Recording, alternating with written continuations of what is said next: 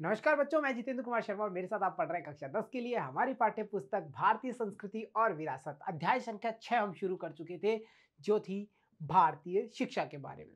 देखो, अध्याय संख्या 6 के भाग संख्या 1 में हमने ये समझ बनाने की कोशिश की थी कि भारत में शिक्षा का प्रारूप कैसा रहा, चाहे वो हमने प्राचीन काल को देखा हो, चाहे मध्यकालीन युग में गए हों, या फिर हमने आधुनिक शिक्षा यानी कि आंग्ल भाषा की जो शिक्षा थी उसके बारे में चर्चाएं की हों। बच्चों, वहां पे हम ये समझ पा रहे थे कि कैसे धीरे धीरे भाषा का विकास होता है, कैसे लोगों ने भाषा को अपने सर्वांगीण विकास में जोड़ा। ये सारी चीजें हमने हमारे पाठ संख्या 1 में देख ली थी।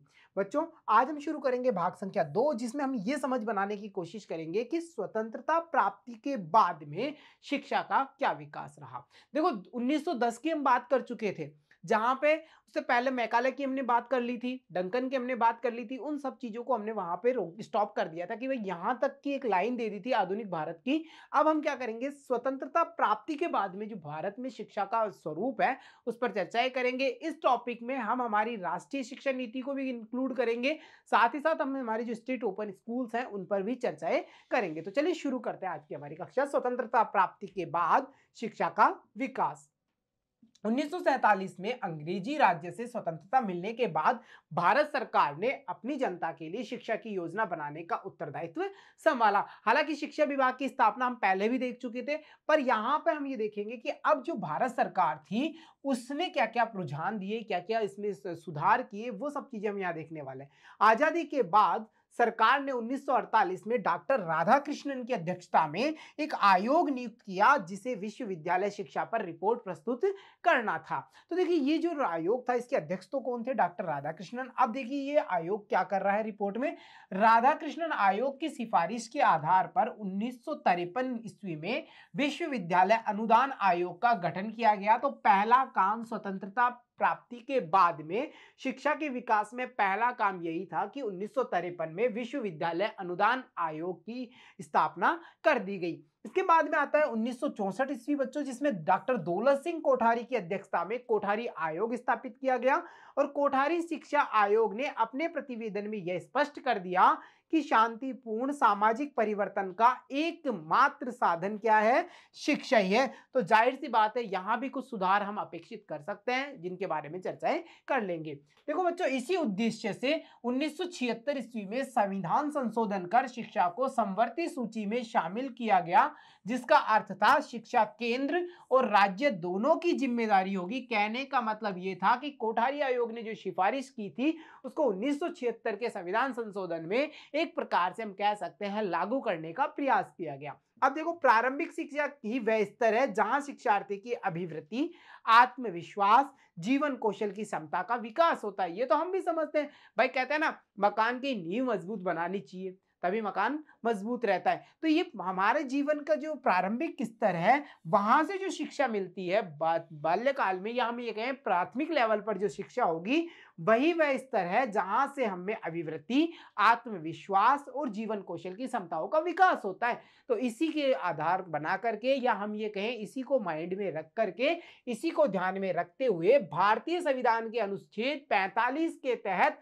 राज्यों को 14 वर्ष तक की आयु के बच्चों के लिए अनिवार्य तथा निःशुल्क शिक्षा प्रदान किए जाने का निर्देश दिया गया। तो यहां पे हम क्या कह रहे हैं, प्राथमिक जो शिक्षा है उसको लेकर के कॉलेज या विश्वविद्यालय अनुदान आयोग की बात करें, उसकी बात करें, डॉक्टर दौलत सिंह कोठारी आयोग की बात करें, तो ये सारे रुझान कब देखने को मिल रहे हैं, स्वतंत्रता प्राप्ति के पश्चात जो हमारी भारतीय शिक्षा में जो विकास हुआ उसके स्टेप्स है।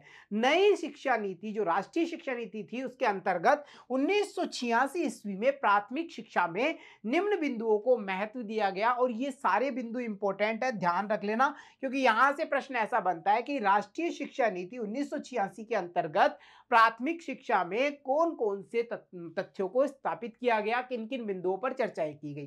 तो देखिए, पहला यह था कि शिक्षा की अधिकाधिक पहुंच और पंजीकरण, यानी शिक्षा ज्यादा से ज्यादा लोगों के मध्य पहुंच सके। दूसरी बात यह कही गई कि 14 वर्ष की उम्र तक के सभी बच्चों के लिए विद्यालयों में ठहराव हमें लाना होगा। साथ ही साथ देखिए, सभी बच्चों के लिए अध्ययन का आवश्यक स्तर भी निर्धारित किया जाएगा। बच्चों, साथ ही साथ देखिए, केंद्रीय सरकार का महत्वपूर्ण कार्यक्रम सर्व शिक्षा अभियान 2001 ईस्वी में शुरू किया गया और इस अभियान के अंतर्गत सन 2010 तक 6 से 14 वर्ष तक के सभी बच्चों को शिक्षा प्रदान करने का लक्ष्य निर्धारित किया गया था। तो यहाँ पे हम देख रहे हैं कि जैसे हम 1947 से स्टार्ट हो रहे थे, तो 2010 तक का टारगेट हमारे सामने निकल करके आ गया है। बच्चों, इसके बाद में माध्यमिक शिक्षा में 14 से 18 वर्ष तक की आयु वर्ग के बच्चे आते हैं।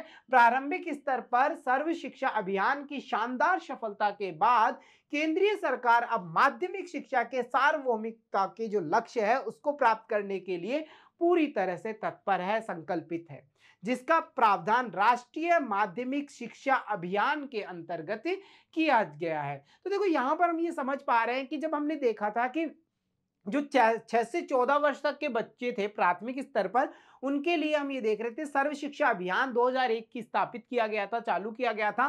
2010 तक के लक्ष्य निर्धारित किए गए थे। उसी की तर्ज पर अगर माध्यमिक शिक्षा की बात करेंगे तो वहां पे 14 से 18 वर्ष तक के जो बालक बालिकाएं हैं उनकी शिक्षा के लिए भी अब संकल्पित विभाग हो गया है। बच्चों, व्यावसायिक शिक्षा माध्यमिक स्तर पर एक अलग तरह की शिक्षा है। इसका उद्देश्य विद्यार्थियों को रोजगार के लिए तैयार करना है। सन 1968 की अगर बात करें तो सन 1968 में लागू की गई पहली शिक्षा नीति में अपनाए गए सुधारों को एक महत्वपूर्ण उद्देश्य क्या था? व्यावसायिक शिक्षा पर बल देना था कि बच्चों को ऐसा तैयार करना कि माध्यमिक स्तर पर इन्हें ऐसी शिक्षा दी जाए जिसे व्यावसायिक शिक्षा के नाम से जाना जाएगा, ताकि उन्हें रोजगार प्राप्त करने में कोई समस्या ना आए, वो एक रोजगार के लिए तैयार रहें।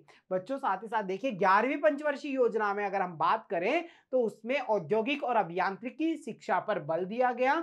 उच्च शिक्षा का प्रारंभ तब होता है जब विद्यार्थी माध्यमिक शिक्षा पूर्ण कर लेता है। कहने का मतलब हम ये कह रहे हैं, माध्यमिक शिक्षा पूर्ण करने के बाद में जो स्टेप आता है उसे हम किस नाम से जानते हैं? उच्च शिक्षा के नाम से। तब वह महाविद्यालय में प्रवेश लेता है। उच्च शिक्षा में नामांकित 18 से 20 वर्ष आयु वर्ग वाले जो विद्यार्थी हैं उनकी संख्या अगर हम देखते हैं तो अपेक्षाकृत न्यून है। क्यों न्यून है? यही तो समस्या है। अब इस समस्या का समाधान भी करना पड़ेगा ना। तो इस समस्या का समाधान के लिए तो तुम्हें पता ही है, स्टेट ओपन्स देख रहे हैं हम, है ना, ये सब चीजें हमें देखने को मिलती है। पर इसका मेन कारण ये है कि वो रोजगार की ओर उन्मुख हो जाता है। कई सारे पारिवारिक, आर्थिक, सामाजिक कारण होते हैं जिनके कारण वो अपनी इस पढ़ाई को जारी नहीं रख पाता है। बच्चों, विशेष रूप से स्त्रियों, अनुसूचित जातियों और जनजातियों के लिए सक्रिय होना आवश्यक है। हमने प्रौढ़ों में व्याप्त अशिक्षा को दूर करने के लिए प्रौढ़ शिक्षा को अनिवार्य लक्ष्य बनाया है। छठी योजना की बात करें तो वहां 15 से 35 वर्ष के वयस्कों में शिक्षा के प्रसार के लिए उसे एक विशेष स्थान प्रदान किया गया है। तो हम ये देख पा रहे हैं कि समय समय पर जो पंचवर्षीय योजनाएं चलती हैं उनमें भी शिक्षा को एक महत्वपूर्ण वेटेज दिया गया है, उसके प्रति रुझान लिया गया है। बच्चों, राष्ट्रीय साक्षरता अभियान के तहत इन व्यक्तियों को शिक्षा प्रदान करना और व्यावसायिक प्रशिक्षण देना सुनिश्चित किया गया है। 15 से कितने साल तक के ले रहे हैं हम? 15 से 35 वर्ष तक का जो आयु वर्ग है उसकी बात हम कर रहे हैं, और उसे राष्ट्रीय साक्षरता अभियान के तहत व्यावसायिक प्रशिक्षण दिया जाता है और साथ ही साथ इन्हें शिक्षा देना भी सुनिश्चित किया गया है। क्लियर हो गया इतना सब कुछ? चलिए कुछ पाठगत प्रश्न देख लेते हैं। 1976 ईस्वी में संविधान संशोधन कर शिक्षा को किस सूची में शामिल किया गया था? भाई यहाँ पे इसको समवर्ती में डाल दिया था। कहने का मतलब ये था कि राज्य और केंद्र दोनों की रेस्पॉन्सिबिलिटी है अब शिक्षा की, तो इसे समवर्ती सूची में डाला गया 1976 के संविधान संशोधन के द्वारा। आगे देखिए, कोठारी आयोग का गठन कब किया गया? 1964 में कूद जाओ, वहां पे दौलत सिंह कोठारी याद आ जाएंगे और 1964 में हमारा कोठारी आयोग क्लियर होता है। ठीक है, इसके बाद में अगला प्रश्न कह रहा है, सर्व शिक्षा अभियान के तहत किस आयु वर्ग के सभी बच्चों को शिक्षा प्रदान करने का लक्ष्य रखा गया? तो प्राथमिक स्तर की बात करोगे और वहां पे आयु वर्ग कौन सा रहेगा? 6 से 14 वर्ष का। माध्यमिक स्तर की बात नहीं कर सकते, उसके लिए हमने आयु वर्ग देखा है 15 से अबो की बात करते हैं। ठीक है, क्लियर हो गया? चलिए, इसके बाद में हमारा अगला टॉपिक आता है कि जो स्वतंत्रता प्राप्ति के बाद शिक्षा का विकास आपने देखा, उसमें जो मेन रोल निभाया वो किसने निभाया? वो हमारी राष्ट्रीय शिक्षा नीति ने निभाया। अब ये राष्ट्रीय शिक्षा नीति क्या है, क्या क्या इसमें थोड़ा बहुत वेटेज हम देख लेंगे कि क्या क्या चीजें इसमें देखने को मिल रही है, क्या क्या परिवर्तन हमें देखने को मिलेंगे। स्वतंत्रता के पश्चात देश के आर्थिक संसाधनों का एक बड़ा भाग किस पर खर्च किया जा रहा लग गया? भाई शिक्षा में लगाया जाने लग गया। इस दिशा में सन 1986 की राष्ट्रीय शिक्षा नीति एक महत्वपूर्ण कदम साबित होगी। इसका उद्देश्य क्या था? उद्देश्य की तुम बात करोगे तो राष्ट्रीय विकास, एक रूप नागरिकता और सांस्कृतिक एकता को बढ़ाना है। जाहिर सी बात है भाई, देश की सुरक्षा की सबसे बड़ी बात कर रहे हैं। क्यों कर रहे हैं? राष्ट्रीय विकास होगा, एक रूप नागरिकता रहेगी, सांस्कृतिक एकता होगी लोगों के मध्य। किसके द्वारा होगी भाई? ये सारी की सारी बातें शिक्षा से निकल करके आएंगी। क्लियर? चलो, इस नीति में शिक्षा व्यवस्था में आमूल परिवर्तन करने पर जोर दिया गया ताकि प्रत्येक स्तर पर गुणात्मक परिवर्तन आ सके। विज्ञान और प्रौद्योगिकी पर भी अधिक बल दिया गया। भारत में दूरदर्शन और रेडियो का जो राष्ट्रीय नेटवर्क है, जो कि शिक्षा के माध्यम में, हम कहें शिक्षा में माध्यम के लिए हम कहते हैं कि क्रांतिकारी परिवर्तन ला सकता था, और इसी का यूज किया गया। हम देखते हैं कि कई सारे प्रोग्राम आज भी चलाए जा रहे हैं, पहले भी चलाए जा रहे थे, जो शिक्षा से संबंधित होते थे। किस किस के माध्यम से? दूरदर्शन और रेडियो के माध्यम से। अगर बच्चों तुम गांवों की बात करो तो प्रत्येक जिले में हम ये देखते हैं कि उस तरफ से हम ये समझ सकते हैं कि ग्रामीण जो बच्चे हैं परिदृश्य के, कई बार क्या होता है कि उन्हें शिक्षा मिलती तो है, पर वो अच्छी शिक्षा प्राप्त करने के लिए तरसते हैं। तो उसका सॉल्यूशन यहाँ है हमारे पास में कि प्रत्येक जिले में नवोदय विद्यालय की स्थापना कर दी गई, विशेषकर ग्रामीण इलाकों के प्रतिभाशाली विद्यार्थियों को उत्तम शिक्षा देने के लिए। तो नवोदय विद्यालय से रिलेट करके क्वेश्चन हम प्रीवियस ईयर में देख भी सकते हैं। तो ये वाला पॉइंट यहां से निकल करके आएगा, इंपॉर्टेंट फैक्ट है हमारे ओपन के लिए। क्या है भाई? सीधा सीधा प्रश्न ये पढ़ सकता है कि ग्रामीण इलाकों के प्रतिभाशाली विद्यार्थियों को शिक्षा में आ रही समस्या या अच्छी शिक्षा प्रदान करने के लिए किन विद्यालयों की स्थापना जिला स्तर पर की गई है, और वो है हमारे नवोदय विद्यालय। भारत में अनेक शिक्षार्थी ऐसे हैं जिन्हें औपचारिक शिक्षा बीच में ही छोड़नी पड़ती है, तो इसका भी कोई ना कोई सॉल्यूशन करेंगे। मुक्त और दूरस्थ शिक्षा ऐसे शिक्षार्थियों के लिए वरदान है। लो भाई, ओपन आ गया ना। मुक्त एवं दूरस्थ शिक्षा की बात करेंगे कि वो जो औपचारिक शिक्षा नहीं ले पाते उनके लिए करेंगे। पत्राचार द्वारा प्राप्त अभ्यासों द्वारा कक्षा में उपस्थित हुए बिना ही शिक्षा ग्रहण की जा सकती है, तो ये भी एक बहुत बड़ी फायदे की बात देख रहे हैं। पत्राचार शिक्षा से शिक्षार्थी अपनी नौकरी या व्यवसाय में भी संलग्न रह सकता है, यानी काम के साथ में वो अपना शिक्षा को जारी रख सकता है। अब जो कह रहे थे ना, पारिवारिक, आर्थिक, धार्मिक, सांस्कृतिक कारण बीच में आ रहे थे ना शिक्षा लेने में, वो यहाँ पर दूरस्थ और मुक्त शिक्षा के कारण अब बीच में नहीं रहेंगे। दूरस्थ शिक्षा प्रणाली में शिक्षार्थी प्रत्यक्ष रूप से शिक्षक से संपर्क में नहीं रहता है, वह उससे दूर ही रहता है। दूरस्थ, जैसे हमने उपनिषद में देखा था ना, गुरु के समीप बैठ करके लिख रहा था, और यहाँ दूरस्थ में क्या देखेंगे? गुरु को दर्शन ही नहीं होते, गुरु से दूर ही रह करके पढ़ लेता है। क्लियर हो गया? चलिए, भारत में खुले विश्वविद्यालय और जो दूसरे विश्वविद्यालय हैं दूरस्थ शिक्षा के लिए महत्वपूर्ण केंद्र, कई सारे विश्वविद्यालय हम यहाँ पे देख पा रहे हैं। खुली व्यवस्था में शिक्षार्थी पत्राचार की जो पाठ्य सामग्री उसे पत्राचार से मिलेगी उससे प्राप्त करता है, और आधुनिक संचार के माध्यम से भी आजकल तो कई सारे वीडियोस, कंटेंट वगैरह उपलब्ध रहते हैं, जिससे अपनी पढ़ाई जारी रख सकता है। खुली व्यवस्था में विषयों के चयन, शिक्षण के माध्यम तथा परीक्षा प्रणाली में लचीलापन होता है, बहुत ही सॉफ्टनेस होती है। ये तो तुम्हें भी पता होगा, तुम लोग तो इसको फेस कर ही रहे हो, है ना। साथ ही साथ देखिए, राजस्थान में स्टेट ओपन स्कूल जयपुर माध्यमिक शिक्षा में अनौपचारिक शिक्षा का सफल सोपान सिद्ध हुआ है। दिल्ली में इंदिरा गांधी राष्ट्रीय खुला विश्वविद्यालय की तर्ज पर राजस्थान में कोटा में वर्धमान महावीर खुला विश्वविद्यालय सफलतापूर्वक कार्य कर रहा है। तो ये दोनों चीजें देख लेना भाई, थोड़ा सा ध्यान ही रखना इनके बारे में। तो राष्ट्रीय शिक्षा नीति वाला जो टॉपिक है वो इंपॉर्टेंट बन जाता है अपने लिए, ये दो पॉइंट देखने के बाद में, है ना। एक तो स्टेट ओपन की बात कर रहे हैं, एक हम यहाँ पे वर्धमान जो ओपन विश्वविद्यालय है कोटा वाला, उसकी बात कर रहे हैं। तो इस वजह से ये थोड़ा सा हमारे लिए टॉपिक इंपॉर्टेंट हो जाता है। क्लियर है इतना सब कुछ? चलिए, इसके साथ साथ देखिए, इन संस्थाओं के माध्यम से शिक्षा प्रत्येक उस नागरिक तक पहुंच सकती है जो इतना सक्षम नहीं है कि औपचारिक व नियमित शिक्षा ग्रहण कर सके। तो जाहिर सी बात है, दूरस्थ शिक्षा ले सकते हो, पत्राचार के माध्यम से कंटेंट मिल जाता है, सारा कुछ होता है। परीक्षा प्रणाली में, सब्जेक्ट चयन में, इन सब में बहुत ही लचीलापन होता है। तो जाहिर सी बात है, हमें ये तो बहुत ही अच्छे से शिक्षा मिल रही है, और आप लोग तो इसे अच्छे से फेस कर ही रहे हो। क्लियर हो गया? चलिए, अब कुछ प्रश्नों को देख लेते हैं। देखिए, जो पाठगत प्रश्न है उनमें से सबसे पहला और इंपॉर्टेंट प्रश्न, अगर इस पूरे टॉपिक की बात कर रहे हैं, अगर वन लाइनर प्रश्न यहां से आने वाला है, तो ये प्रश्न आपको देखना बहुत जरूरी हो जाता है। स्टेट ओपन की बात कर रहे हैं तो ये इंपॉर्टेंट प्रश्न है। ग्रामीण प्रतिभाशाली विद्यार्थियों की उत्तम शिक्षा के लिए कौन से विद्यालय खोले गए, और हमने चर्चा की थी, प्रत्येक जिले के स्तर पर हमने देख लिया था, नवोदय विद्यालय आंसर होगा। क्लियर हो गया? चलिए, अगला प्रश्न क्या कह रहा है? राजस्थान में खुला विश्वविद्यालय कहां पर स्थापित किया गया? कोटा में। महावीर वर्धमान की बात कर ली थी, और साथ ही साथ अगर आप बात करो कि भाई ओपन स्कूल की बात करो, तो वो जयपुर का नाम मेंशन कर देना। हो गया क्लियर? तो ये हमारा टॉपिक था पूरा।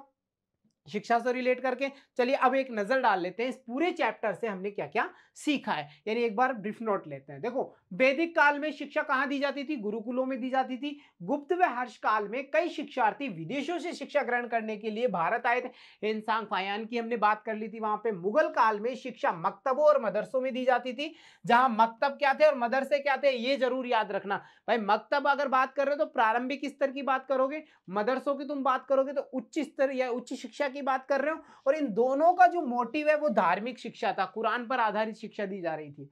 अंग्रेजों ने स्कूलों और कॉलेजों में अंग्रेजी शिक्षा को प्रोत्साहित किया। कई सारी चीजें हम यहाँ पे निकाल के देख सकते हैं। 1835 के बाद का तो सारा कुछ यहीं पे मेंशन कर सकते हैं। स्वतंत्रता के बाद सन 1986 की राष्ट्रीय जो शिक्षा नीति थी, उसने भारत में शिक्षा के इतिहास का एक महत्वपूर्ण कदम उसने अपनी ओर बढ़ाया था। कहने का मतलब ये है कि यहाँ पे हम देखेंगे पत्राचार वाली शिक्षा भी देख पाएंगे, दूरस्थ और मुक्त विश्वविद्यालयों की स्थापना भी देख पाएंगे, है ना। तो वो सारी चीजें देख करके हम 1886 की जो शिक्षा नीति है उसको कह सकते हैं फर्स्ट स्टेप था, ये एक इंपॉर्टेंट स्टेप था हमारे स्वतंत्रता के बाद में शिक्षा को लेकर के। तो डियर स्टूडेंट, ये था हमारा चैप्टर जहां हमने ये समझ बनाने की कोशिश की थी कि भारत में शिक्षा का क्या प्रारूप रहा। वर्तमान स्वरूप को भी हमने देख लिया। प्राचीन काल यानी वैदिक सभ्यता से हम शुरू हो रहे थे, जहां वेदों को पढ़ते हुए हम शिक्षा को देख पा रहे थे। उसके बाद में हमने कई सारे स्टेप बाय स्टेप सारे जो रुझान थे, सारे जो काल पीरियड्स थे, उनमें शिक्षा का क्या स्वरूप रहा, उन सब पर डिस्कस कर लिया। उम्मीद करता हूं हमने सारे पाठगत प्रश्नों को, संभावित प्रश्नों को हल किया है और आपको इस टॉपिक में किसी प्रकार की कोई समस्या नहीं होनी चाहिए। इसी आशा के साथ मैं मिलता हूं आपसे अगली कक्षा में। तब तक के लिए धन्यवाद बच्चों।